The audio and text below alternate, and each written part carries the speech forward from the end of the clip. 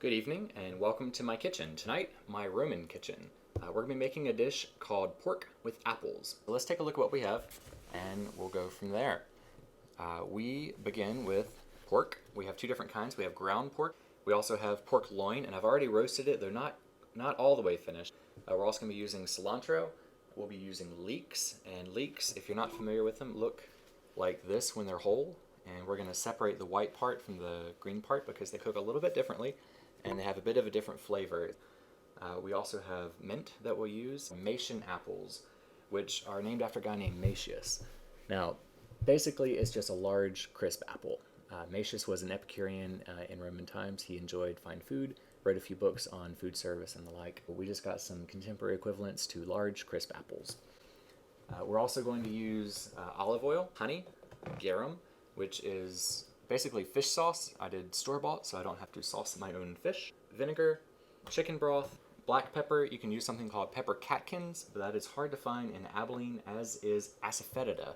And even harder still is something called laser root, which may or may not still exist. We will use a cousin, simply fennel seed, some coriander and cumin, and in classic Roman style, I ground it myself.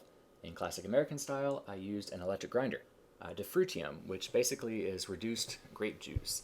So it's a bit thicker than your typical grape juice. You start out with about a cup and you reduce it down to about a third of a cup. This is often a leftover dish. So after you have had your feast, you would have leftover pork, and so you would want to make something out of that by adding something like apples. We're going to go ahead and get started on cooking. So the next part, we're going to go ahead and get started on the ground pork. A curious thing about Roman recipes is that there are no measurements. You pretty much have to just decide what are the appropriate amounts, or you just know, or somebody else taught you. So we're going to let this cook for a minute, and we're going to go ahead and add a little bit of our defrutium. And while that cooks, we'll go ahead and add the white part of our leeks. Now, there's a lot of us, so I went ahead and doubled this recipe. But again, there are no set measurements. We'll cook this in batches, though due to time lapse, you don't have to watch all of it. Now, while that's cooking, we're going to go ahead and cut up our pork, the roasted pork, because we'll be adding that in a little while. Something I didn't say earlier, the person we can credit this recipe to is someone named Apicius, who was known for many things, most of all for his love of food. He would cross the Mediterranean if a specific food tasted better there than it did in Rome. And on one such occasion, he actually got there and found out that it really wasn't any better there than it was back home. He decided not even to go ashore. He turned right around and went right back to Rome. Later in his life, when he found out that his vast fortunes would not be enough for feasts for his entire life, he decided to throw one final feast and he drank some poison. So he went out with a bang rather than dying not in the lap of luxury. So we're going to remember to keep our sauce, the sauce from when we cook the pork, because we'll be using that to make a bit of a gravy. And this is actually cooked away a little bit, so I'm going to add a bit of chicken broth, and that will give us enough liquid for our recipe. Okay, now we're going to come back over here. And as you can tell, I moved to a slightly larger pan because this is becoming a large dish.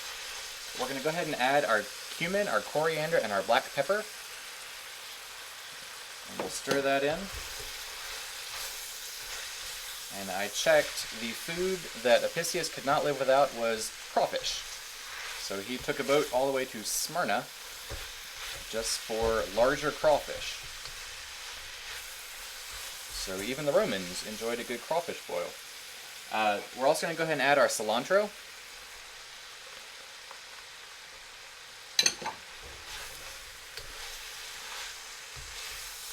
And while we're at it, we'll throw in our mint leaves. So it calls for a handful. We are doubling the recipe, so 2 handfuls work. We'll go ahead and add a little bit of broth. This is our leftover broth from the pork. And you can use water. I like chicken broth because it just adds a little bit more flavor. Okay, we're going to let that cook for a little bit, and we will come back to it very soon. Okay, this is coming along really well. So we're going to go ahead and add some other ingredients. We're going to add our vinegar. And that'll start warming up. And go ahead and add our garum now. The garum is really quite salty, and the defrutium is really quite sweet. We'll add our honey. So there's the sweet. And we'll add a little bit of our asafoetida, or in this case, fennel seed. This is also pretty sweet. It's almost a licoricey type flavor. We're going to go ahead and add our pork.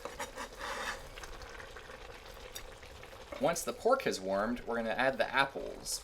If you're interested in other recipes, the cookbook is actually a compilation of recipes attributed to Apicius called De Re Coquinaria. It is attributed to him, although in actuality it was probably not entirely composed by him. Odds are other people added it over time, and it might be sort of a compilation in the spirit of. Okay, let's see how this is doing. I went ahead and added our apples. We just need to add the rest of our defrutium. That'll add even more sweetness. We're going to cover this and let it cook for a little bit longer. Our dish is complete, and you can eat it as is right now. You might eat it with barley or millet or something of the like. We're not going to use salt, simply because the recipe doesn't call for it, and I want it to be as authentic of a taste as possible. It's really quite remarkable smelling. It's salty and sweet and savory, and I'm really kind of curious how this will turn out. I hope you enjoy, and I hope this has been as fun for you as it has been for me. Thank you.